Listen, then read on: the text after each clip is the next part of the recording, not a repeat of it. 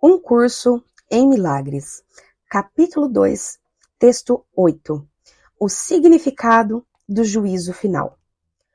Um dos caminhos pelo qual podes corrigir a confusão entre mágica e milagre é lembrar-te de que não criaste a ti mesmo.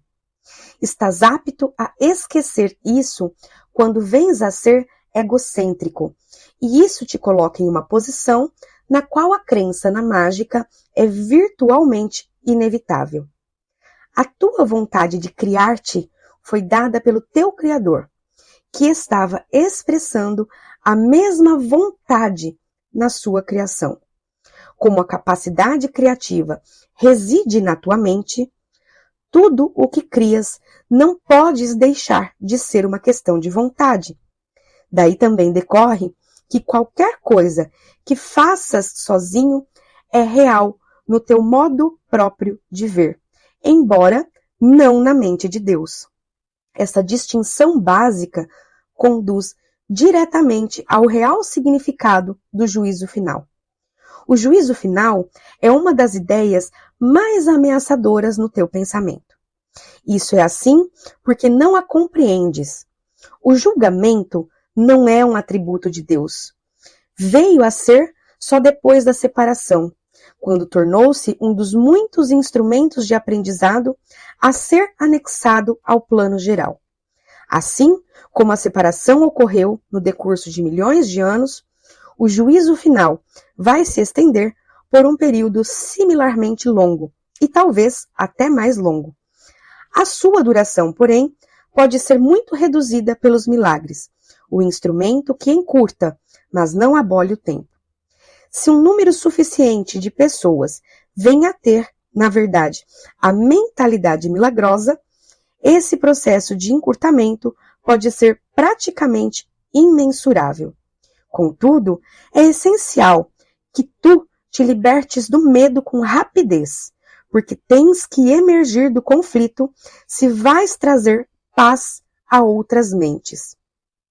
Em geral, se considera o juízo final como um procedimento empreendido por Deus.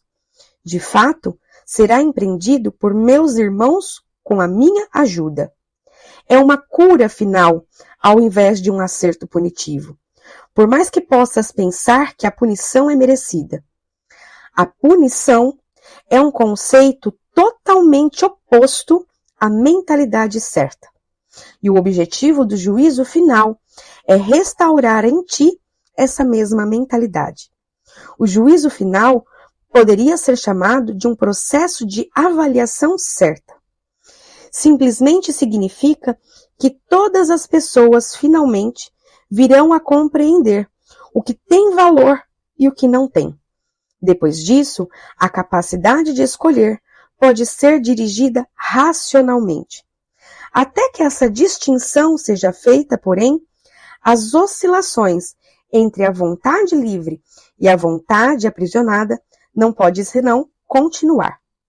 O primeiro passo para a liberdade envolve uma seleção entre o falso e o verdadeiro. Esse é um processo de separação no sentido construtivo e reflete o verdadeiro significado do Apocalipse. Em última instância, todos olharão para suas criações e escolherão preservar somente o que é bom. Assim como o próprio Deus olhou para o que ele criou e soube que era bom. Nesse ponto, a mente pode começar a olhar com amor para suas próprias criações devido ao seu valor. Ao mesmo tempo, a mente irá inevitavelmente repudiar suas criações equivocadas, as quais, sem crença, não mais existirão. A expressão juízo final é assustadora, não só porque foi projetada para Deus, mas também por causa da associação entre final e morte. Esse é um exemplo claro da percepção invertida. Se o significado do juízo final é objetivamente examinado, fica bastante evidente que é, na realidade, o umbral da vida. Ninguém que viva no medo está realmente vivo.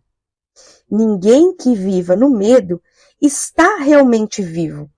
Não podes submeter a ti mesmo ao teu próprio juízo final, porque tu não és criação tua.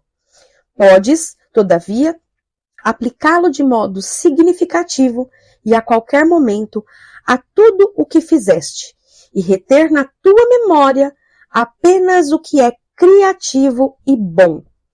Isso é o que a mentalidade certa não pode deixar de ditar-te. O propósito do tempo é unicamente dar-te tempo para conseguir esse julgamento. É o teu próprio julgamento perfeito das tuas próprias criações perfeitas. Quando tudo o que retens é amável, não há razão para o medo permanecer contigo. Essa é a tua parte na expiação. Lição 15. Meus pensamentos são imagens que eu fiz. Meus pensamentos são imagens que eu fiz. Como os pensamentos que pensas aparecem em imagens, tu não os reconheces como nada. Pensas que o que pensas e assim tu pensas que os vê. Foi assim que o teu ver foi feito. Essa é a função que tens dado aos olhos do teu corpo. Isso não é ver, é fazer imagens. Isso toma o lugar do ver, substituindo a visão por ilusões. Essa ideia introdutória ao processo de fazer imagens que chamas de ver não terá muito significado para ti. Começarás a compreendê-la quando tiveres visto pequenas réstias de luz em torno dos mesmos objetos familiares que vês agora. Esse é o começo da visão real. Podes estar certo de que a visão real virá rapidamente, uma vez que isso tiver ocorrido. À medida que avançamos, pode ter muitos episódios de luz. Eles podem tomar muitas formas diferentes, algumas das quais bastante inesperadas. Não tenhas medo. São sinais de que estás, enfim, abrindo os teus olhos. Eles não persistirão, pois meramente simbolizam a percepção verdadeira e não estão relacionados com o conhecimento. Esses exercícios não te revelarão conhecimento, mas prepararão o caminho para ele. Ao praticar a ideia para o dia de hoje, repete-a primeiro para ti mesmo e depois aplica-a a qualquer coisa que vês ao teu redor, citando seu nome e deixando seus olhos descansarem sobre ele enquanto dizes: por exemplo, este computador é uma imagem que eu tenho feito.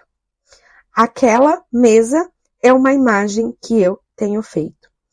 Não é necessário incluir um grande número de sujeitos específicos para a aplicação da ideia de hoje. É necessário, porém, continuar a olhar para cada sujeito enquanto repetes a ideia para ti mesmo. A ideia deve ser repetida bem lentamente a cada vez. Embora, obviamente, não sejas capaz de aplicar a ideia a um número muito grande de coisas, no minuto aproximado de prática que é recomendado, tenta fazer a seleção da forma mais casual possível. Menos de 1 minuto será suficiente para os períodos de prática, se começares a sentir-te inquieto. Não tenhas mais do que 3 períodos de aplicação para a ideia de hoje, a menos que te sintas completamente confortável com ela e não ultrapasse 4 vezes. Contudo, a ideia pode ser aplicada como for necessário ao longo do dia. Então vamos lá. Primeiro você vai repetir essa ideia para si mesmo. Meus pensamentos são imagens que eu fiz. Meus pensamentos são imagens que eu fiz. Meus pensamentos são imagens que eu fiz. Olhando para os objetos que estão, para o que está à sua frente, este quarto é uma imagem que eu tenho feito. Esta porta é uma imagem que eu tenho feito. E você continua olhando para a porta. Esta porta é uma imagem que eu tenho feito. Este quarto é uma imagem que eu tenho feito. Este computador é uma imagem que eu tenho feito. Certo? Então, para hoje, 3 a 4 períodos no máximo, de 1 minutinho no máximo, se sentindo confortável ao fazer o exercício. Lembrando, crie um mecanismo para que você lembre-se de realizar as tarefas, tá bom? Então, aquela conversa no WhatsApp, salvar o áudio, printar a tela, enfim, o jeito que facilitar para que você acesse com rapidez a esse conteúdo para fazer mais vezes durante o dia. Combinado? Nos vemos no próximo dia.